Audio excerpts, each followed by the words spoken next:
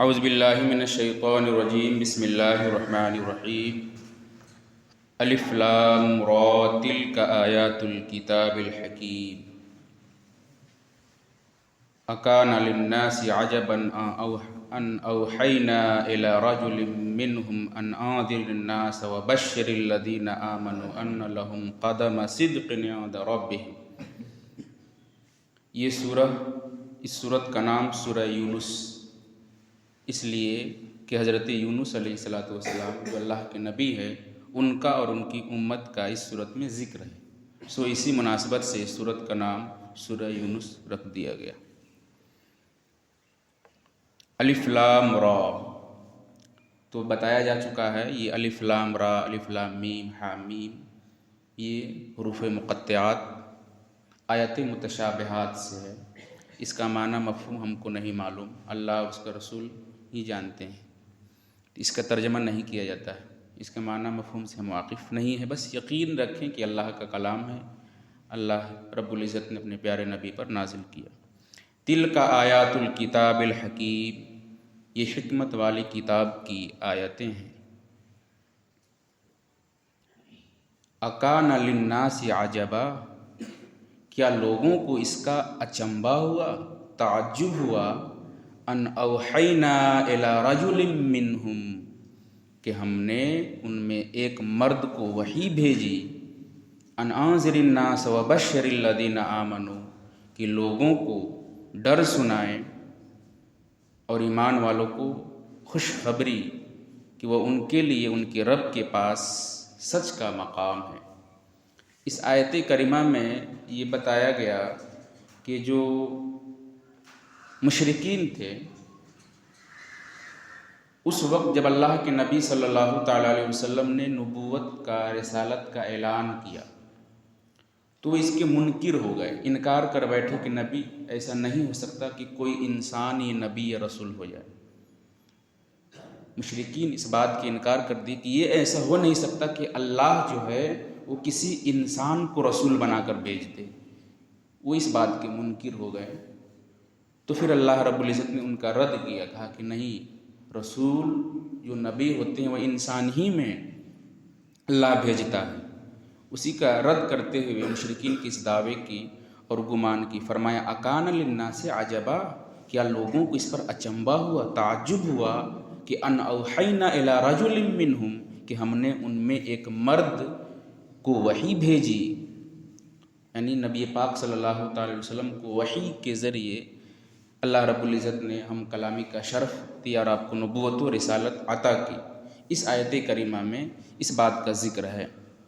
تو مشرکین کی ان کے دعووں کا رد ہے اور بتایا گیا کہ نہیں، نبی جو ہے یا رسول جو ہے انسان ہی میں اللہ ان کی ہدایت اور رہنمائی کے لیے بھیجتا ہے۔ اور دوسری بات یہاں پہ دیکھیں، وحی کا ذکر آیا کہ ہم نے انہی میں سے ایک مرد کو وحی بھیجی۔ وحی کیا چیز ہوتی ہے؟ وحی آپ ڈکشنری میں لغت اٹھا کر دیکھیں گے تو وحی کا معنی ہوتا ہے نا، دیکھنا، ہم کلام کرنا، اشارہ کرنا، یہ ڈکشنری معنی ہوتا ہے۔ لیکن اصطلاح شرع میں، شریعت میں وحی کہتے ہیں اللہ رب العزت کے کلام کو، اللہ رب العزت کی بات کو جو اللہ تبارک و تعالی نبیوں کی جانب بھیجتا ہے، القاء کرتا ہے، فرشتوں کے ذریعے سے یا کسی اور ذریعے سے، تو اللہ کے اس کلام کو وحی کہتے ہیں۔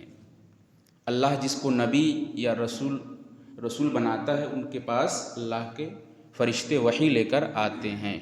نبی پاک صلی اللہ تعالیٰ علیہ وسلم کے اوپر کئی طرح سے وحی کا نزول ہوتا تھا۔ کبھی جبریل امی انسانوں کی شکل میں آ جاتے تھے اور اللہ کا پیغام لے کے چلے آتے تھے، کبھی کسی صحابی کی شکل میں چلے آتے، کبھی ایسا ہوتا کہ جبریل امی اپنی اصلی شکل میں ہوتے تھے۔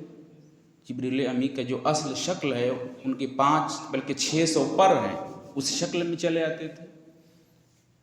مختلف مقامات پر مختلف طریقے سے وحی کا نزول سرکار علیہ الصلوۃ والسلام پر ہوا، بلکہ ابتدا میں تو نبی نے فرمایا کہ گھنٹی کی آواز کی طرح وحی آتی تھی۔ جس طرح آپ گھنٹی بجاتے ہو تو اس سے آواز آتی ہے، اسی طرح جب وحی کا نزول ہوتا تھا تو گھنٹی کی آواز آتی تھی۔ بس اللہ کے نبی سمجھ جاتے تھے۔ تو اس طرح سے اللہ کے نبی صلی اللہ تعالیٰ علیہ وسلم پر وحی کا نزول ہوتا تھا، اور یہ وحی جن نبیوں کو اللہ دیتا ہے یہ مرد ہوتے ہیں، یعنی نبی جو ہے یہ مرد ہی ہوگا۔ انسانوں میں عورتیں نبی نہیں ہو سکتی۔ نبی نبوت سے اللہ جس کو سرفراز کرتا ہے وہ مرد کے جنس سے ہوگا، عورتیں نبی نہیں ہوتی ہیں۔ اللہ ان کو نبوت سے سرفراز، ہاں اللہ کے محبوب اور برگزیدہ بندی ہو سکتی ہے، ولیاں ہو سکتی ہے، لیکن کوئی عورت یہ نبوت کے درجے پر فائز نہیں ہو سکتی، عورت نبی نہیں بنتی۔ کئی آیات اس پر دال ہیں۔ قال الکافرون ان ھذا لساحر مبین، کافر بولے بے شک یہ تو کھلا جادوگر ہے۔ اب پہلے تو اسی کا انکار کر دیے تھے کہ نہیں یہ رسول نہیں ہے، لیکن جب انہوں نے قرآن کی سحر انگیزی کو دیکھا، نبی کے معجزات کو انہوں نے اپنی آنکھوں سے مشاہدہ کر لیا، تب وہ مان گئے کہ ہاں رسول ہے۔ لیکن پھر اس بات کے منکر نہیں یہ جادوگر ہے، کہ ایسے ایسے کام یہ کر رہے ہیں نبی صلی اللہ علیہ وسلم جو انسان نہیں کر سکتا ہے، تو اس کو دیکھ کر انہوں نے کہا کہ یہ جادوگر ہے، تو پھر اللہ نے ان کا بھی رد کیا۔ پھر آگے فرمایا ان ربکم اللہ الذی خلق السماوات والارض فی ستۃ ایام، ان ربکم اللہ الذی خلق السماوات والارض فی ستۃ ایام ثم استوى علی العرش یدبر الامر، بے شک تمہارا رب اللہ ہے جس نے آسمان اور زمین 6 دن میں بنائے، پھر عرش پر استوا فرمایا جیسا اس کی شان کے لائق ہے، کام کی تدبیر فرماتا ہے۔ اب اس آیت کریمہ میں ذرا دیکھیں، اللہ فرما رہے بے شک تمہارا رب وہ ہے جس نے آسمان اور زمین کو 6 دن میں بنائے۔ اب ذرا غور کیجئے گا، اس میں ہے آسمان اور زمین کو 6 دن میں بنائے، تو اس وقت تو دن تھا نہیں بھئی، یہ دن صبح شام اس کا وجود تو دنیا بننے کے بعد نہ ہوئی، چاند سورج کے بننے کے بعد نہ دن کا وجود ہوا۔ اب اللہ کہہ رہا ہے کہ زمین آسمان کو 6 دن میں بنا دیا، جس وقت نہ زمین تھی نہ آسمان تھا، تو دن اور یہ وقت یہ رات بھی نہیں تھی، تو پھر یہ کیسے بات، ذرا اعتراض بن سکتا ہے یہ کہ یہ کیسے ہو سکتا ہے کہ اس وقت تو دن یہ وقت تو تھا نہیں، تو پھر اللہ رب العزت کیسے یہاں کہہ رہا ہے کہ 6 دن میں زمین اور آسمان کو پیدا کر دیا، جبکہ اس وقت دن تھا نہیں، دن کا وجود۔ تو جواب میں یہ کہا جاتا ہے کہ ہمارے جو یہ دن رات ہوتے ہیں، یہ دن اور رات 6 دن میں جتنا یہ وقت، جتنا زمانہ ہوتا ہے، 6 دن کا جتنا زمانہ ہوتا ہے، اتنے زمانے کی مقدار میں اللہ نے زمین آسمان کو بنایا۔ یعنی اس دن یہ رات تو تھی نہیں، لیکن آج ہمارے حساب سے جو دن رات ہے، تو 6 دن میں جتنے زمانہ بنے گا، جتنا وقت، جتنا ٹائم بنے گا، اتنے ہی وقت اور مقدار میں اللہ نے اتنا بڑا آسمان اور اتنی بڑی زمین پیدا کی۔ پھر آگے ثم استوى علی العرش، پھر عرش پر استوا فرمایا۔ عرش یہ بھی ایک فلک اللہ نے پیدا کیا، عرش کرسی جس طرح آسمان اور زمین ہے اللہ کی مخلوق ہے۔ اب ذرا غور کیجئے گا، اس آیت میں کہا گیا کہ اللہ عرش پر استوا فرمایا۔ ڈکشنری میں استوا کا معنی دیکھیں گے تو ہوتا ہے ٹھہرنا، کسی مقام پر رکنا۔ اب اس آیت سے تو بظاہر یہ دکھ لگ رہا ہے کہ اللہ عرش پر ہے، ثم استوى علی العرش، پھر وہ عرش پر استوا فرمایا۔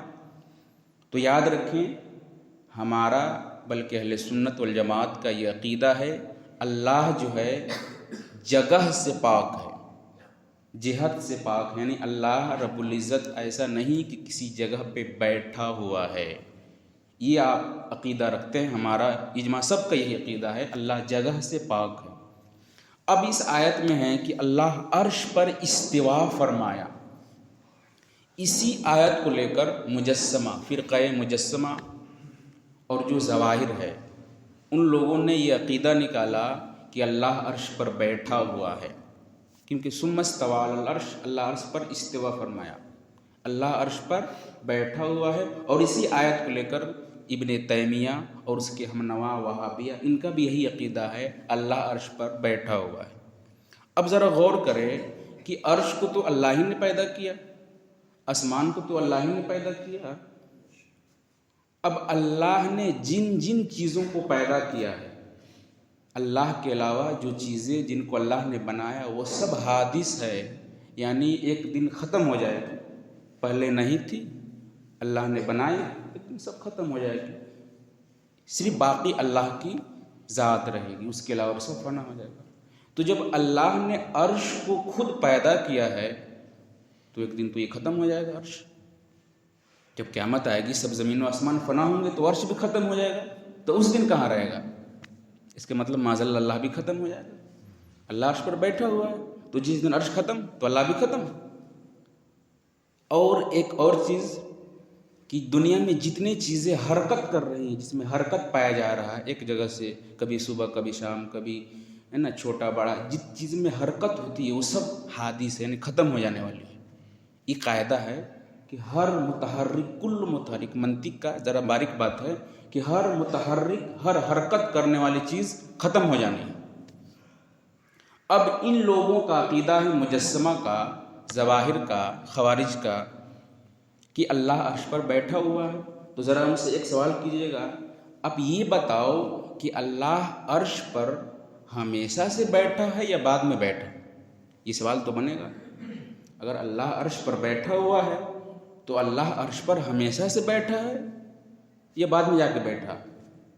ہمیشہ سے تو ہو نہیں سکتا، کیونکہ ہمیشہ سے صرف اللہ کی ذات ہے، ہمیشہ سے صرف اللہ کی ذات ہے، ہمیشہ مخلوق کوئی ہمیشہ سے نہیں ہے، ازل سے صرف خدا کی ذات ہے۔ تو اللہ ہمیشہ سے عرش پر نہیں ہے۔ وہ دوسرے کو اختیار کریں گے کہ اللہ نے عرش کو پیدا کیا پھر عرش پر جا کر بیٹھا، اس کا مطلب یہ ہوگا کہ اللہ کہیں اور تھا، پھر اس نے عرش کو پیدا کیا، عرش پر جا کے بیٹھ گیا، تو اللہ میں تو حرکت ہو گئی۔ اللہ کہیں اور تھا، وہاں سے اٹھا، عرش پر بیٹھ گیا، اللہ میں حرکت پیدا گئی، حرکت پا لیا گیا۔ اور آپ قاعدہ پڑھے ہو کل متحرک حادث، جتنے متحرک حرکت کرنے والی چیزیں حادث ہے، ختم ہو جانی ہے۔ اس قاعدے کو یہاں فٹ کریں گے تو معاذ اللہ یہ ثابت ہوا کہ اللہ حادث ہے، اللہ بھی ختم ہو جائے گا۔ اس لیے ماننا یہ پڑے گا کہ اللہ رب العزت جہت سے، جگہ سے پاک ہے۔ جب جہت سے، جگہ سے پاک ہے تو پھر اس آیت کا کیا مطلب؟ ثم استوى علی العرش، پھر عرش پر استوا فرمایا، تو آپ یہ جان لیجئے کہ آیات متشابہات سے ہے۔ کئی مرتبہ بتایا جا چکا ہے آیات متشابہات، جیسا کہ حروف مقطعات میں نے بتایا، الف لام میم حامیم، یہ بھی آیات متشابہات ہی میں سے آتی ہے۔ اس کے بارے میں ہمارا ایمان ایذان بس یہ کہ اللہ کا کلام ہے، اس کا صحیح معنی مفہوم کیا ہے اللہ اور اس رسول جانتے ہیں۔ اس کے معنی مفہوم کے پیچھے ہم کو نہیں جانا ہے۔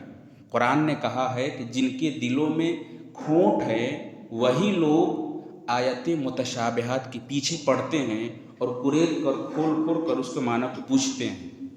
تو اب یہ اپنا یقین رکھا کہ اللہ عرش پر استوا فرمایا، استوا کی کیفیت کیا ہے اس کے بارے میں ہم کو کوئی علم نہیں ہے۔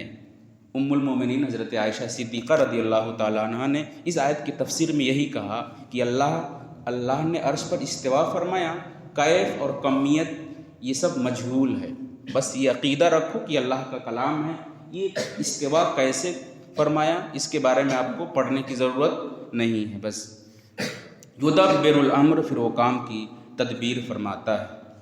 آگے ارشاد فرمایا، ما من شفیع الا من بعد اذنہ، اور کوئی سفارشی نہیں مگر اس کی اجازت کے بعد۔ کفار مشرکین جو بتوں کی پوجا کرتے تھے، ان لوگوں سے کہا گیا کہ کیوں پوجتے ہو، کیوں پرستش کرتے ہو؟ تو ان لوگوں نے یہی کہا تھا کہ بروز قیامت یہ اللہ کے حضور ہماری سفارش کریں گے، شفاعت کریں گے، اس لیے ہم کو پوجتے ہیں۔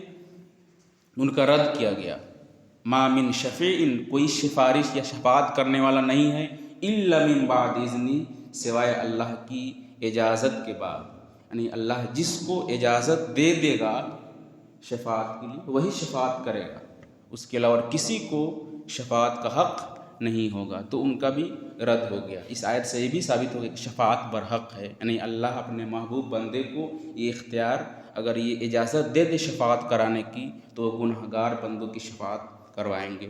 جیسے کہ ایک حدیث پاک ہے، سن لیجیے، شفاعت چونکہ ہمارا ایمان عقیدہ ہے کہ نبی اپنے گنہگار امتیوں کی شفاعت کریں گے انشاءاللہ تبارک و تعالی۔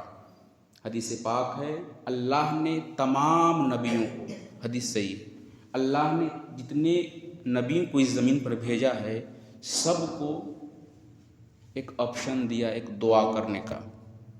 اللہ نے کہا تھا کہ جو آپ طلب کر لو ہم اس کو پورا کریں۔ تمام نبیوں کو اللہ نے ایک آفر یا ایک چانس سمجھ لے دیا کہ جو چیز آپ مانگ لو ہم ضرور اس کو پورا کریں گے۔ تمام نبیوں کو یہ اختیار دیا ہے۔ جتنے نبی آئے ہیں سب نے اس چھوٹ، اس آپشن، اس چانس کا استعمال کر لیا، یعنی اللہ کی بارگاہ میں سب نے اپنی اپنی وہ مرادیں مانگ لی جو اللہ نے آپشن دیا تھا، سب نبیوں نے۔ حضرت نوح علیہ السلام نے قوم کے لیے عذاب مانگ لیا کہ اللہ ہماری قوم کو ہلاک کر دے، اللہ نے ہلاک کر دیا۔ سب نے اپنی اپنی وہ دعائیں اللہ سے مانگ لی۔ حدیث پاک میں ہے، نبی پاک نے ارشاد فرمایا، میں نے ابھی وہ دعا نہیں مانگی ہے، اس کو بچا کر رکھا ہے۔ سرکار فرماتے ہیں کہ میں نے وہ دعا نہیں مانگی، اس کو محفوظ رکھا ہوں، کل بروز قیامت اللہ کی بارگاہ میں دعا کریں گے کہ اللہ تو ہمارے گناہگار امتی کو بخش دے۔ یہ حدیث پاک ہے، اللہ کے نبی نے اس دعا کو محفوظ کر لیا، اس کو مانگا نہیں، بلکہ کہا کہ بروز قیامت، بروز حشر اپنے نبی صلی اللہ علیہ وسلم اپنے نبی کی امت کی دعا کریں گے اور اللہ ضرور اس کو قبول کرے گا، کیونکہ اللہ نے ایک آپشن دیا تمام نبیوں کو۔ تمام نبیوں نے وہ دعا مانگ لی اور آقا دو جہاں صلی اللہ تعالی وسلم نے اس دعا کو بچا کر رکھا ہے، اور اللہ کے حضور قیامت کے دن سفارش کریں گے، اللہ ضرور قبول فرمائے گا اور اپنے گنہگار امتیوں کی بخشش کروائیں گے۔ نبی پاک صلی اللہ علیہ وسلم، ذالکم اللہ ربکم فاعبدوہ، یہ ہے اللہ تمہارا رب، تو اسی کی بندگی کرو، تو کیا تم دھیان نہیں کرتے؟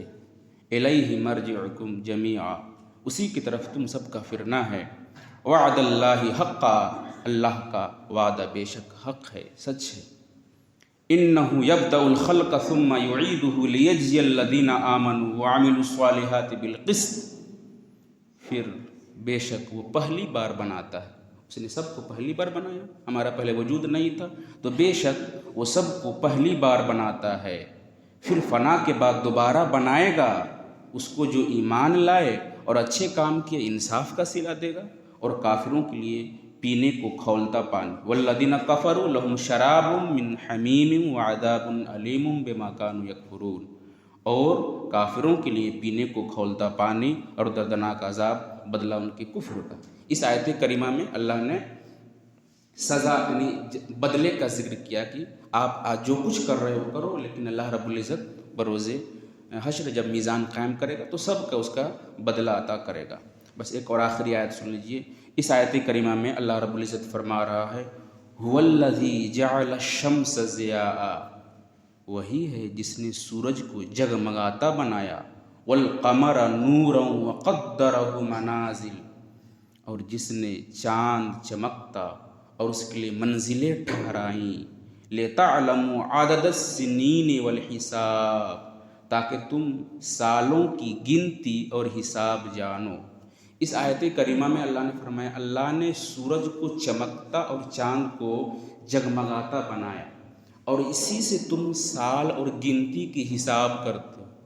یہ دن میں یہ وقت، یہ سال کی جو حساب اور گنتی سورج سے نہ ہے، سورج کی گردش سے، جیسے جیسے گردش کرتی ہے اسی حساب سے ہم دن جوڑتے ہیں کہ کون سا مہینہ چل رہا ہے، کون سا دن ہے۔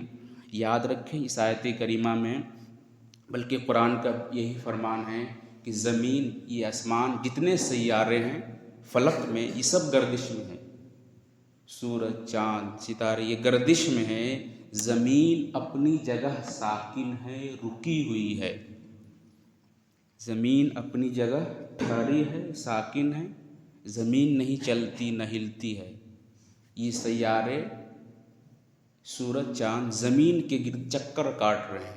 یعنی اللہ نے زمین کو یوں لٹکا دیا ہے ایک جگہ پہ، چاند سورج اسی کے گرد چاروں طرف سے چکر کاٹ رہے ہیں. یہ اسلام کا اور قرآن کا عقیدہ ہے. سائنسدانوں نے ایک نظریہ پیش کیا. نظریہ الگ ہوتا ہے، عقیدہ الگ ہوتا ہے. نظریہ پیش کیا زمین حرکت میں ہے، جبکہ یہ غلط ہے. آج سے تقریباً 100 سال پہلے سیدنا سرکار اعلیٰ حضرت نے اس نظریوں کو باطل کیا اور تقریباً 100 دلائل سے یہ ثابت کیا کہ سائنسدانوں کا یہ نظریہ باطل ہے. سائنس کا مطلب تجربہ. وہ چیز جیسا دیکھتے ہیں تجربہ کرتے ہیں وہ بتا دیتے ہیں. تو ان لوگوں نے تجربہ کیا، دیکھا، تم کو وہی لگا ہو. تو تجربہ وہ دلیل نہیں بن سکتی. آج جو نئے سائنسدان آئے ہیں انہوں نے تو ثابت کر کے بتا دیا کہ نہیں زمین ٹھہری ہوئی ہے. تو ان کا نظریہ چینج ہوتے رہتا ہے، اس لیے اس کو آپ عقیدہ نہیں بنا سکتے ہیں. عقیدہ یہ قرآن سنت سے جو ثابت ہے یہی کہ زمین اپنی جگہ ساکن ہے، ٹھہری ہوئی ہے، اور یہ سیارے چاند سورج گردش میں ہے. اور اس میں اللہ نے فرمایا کہ اس کے منازل بنائیں. سورج کے 12 منزل ہے برج، اور چاند کی 28. یہ اسی میں گردش کرتے ہیں اور اسی سے دن اور رات اور یہ وقت متعین ہوتی ہے. ایک چیز سن لیں، ہمارے ہاں شادی بیاہ یا کوئی چیز فنکشن ہوتا ہے تو اس میں کرتے ہیں کہ ذرا جنتری دیکھ لیجئے دن اچھا ہے کہ نہیں. ہم لوگ مولانا صاحب لوگ جنتری دیکھ کر بتاتے ہیں کہ ہاں فلاں دن اچھا ہے، فلاں دن صحیح ہے، فلاں دن غلط ہے. یاد رکھو الایام کلھا للہ. جتنے یہ دن ہیں ہفتے میں یہ سب تو اللہ کا بنایا ہوا ہے. یاد رکھیں فی نفسہ، کسی دن میں یہ نہیں کہ اللہ رب العزت کی طرف سے کوئی کام کرنا منع ہو، نہیں. بلکہ جنتری میں تو بسا اوقات ایسا دیکھتا ہوں لکھا ہوا ہے دن جمعہ کا اور آگے لکھا ہوتا ہے نحس، یعنی برا دن ہے. جمعہ کو آپ جنتری دیکھ سکتے ہیں، جمعہ کا دن آگے لکھا ہے نحس، جبکہ جمعہ کا دن نحس کسی اعتبار سے نہیں ہو سکتا ہے، برا دن. حدیث کئی سینکڑوں حدیث سے ثابت ہے کہ جمعہ تو تمام دنوں میں افضل ہے، سب سے افضل دن ہے، عید کا دن ہے. جنتری والے اس کو بھی کبھی کبھی نحس دکھلا دیتے ہیں. یاد رکھیں یہ علم نجومیوں کا گڑھا ہوا اور بنایا ہوا. جو نجومی ہوتے تھے وہ لوگ نچھتر پر ایمان رکھتے تھے کہ فلاں نچھتر میں فلاں معاملہ ہوگا، فلاں یہ ہو گیا. اسی حساب سے ان لوگوں نے یہ دن کی بھی بنا دی تھی کہ نحس چاند اقرب میں ہے، نحس میں کلا ہے، وہ جو دن متعین کرتے ہیں. یاد رکھیں یہ سب ہمارے عقیدے نہیں ہیں. آپ یاد رکھو جو کام جس دن کرو یہ سب صحیح ہے. کسی دن کی طرف سے شریعت میں ممانعت نہیں ہے کہ فلاں دن آپ نہیں کر سکتے ہو، فلاں دن آپ کرو. شادی بیاہ کوئی بھی تقریب ہر دن روا ہے، ہر دن جائز ہے. یہ سال جتنے دن سال ہے سب اللہ کی طرف سے بنایا ہوا ہے. اس میں ہاں انسان کا کوئی دخل نہیں کہ فلاں دن ہے خراب ہے، فلاں دن اچھا ہے. اس لیے اس کی کوئی ضرورت نہیں ہے. آپ جب کو شادی کا دن رکھنا ہے، نکاح دن رکھنا ہے، بس متعین کر دیجئے اپنے سہولت کے اعتبار سے. یہ نہ دیکھیں کہ ساد ہے کہ ناس ہے، کچھ بھی ہے. وہ سب جو کچھ بھی ہونا ہے اللہ کے حکم سے ہونا ہے. تو اللہ پر اب اعتماد رکھو، کچھ نہیں ہوگا انشاءاللہ تبارک و تعالی. بس اتنا ہی. اللہ رب العزت سے دعا ہے اللہ تبارک و تعالی ہم سب کو نبی پاک صلی اللہ تعالی علیہ وسلم کی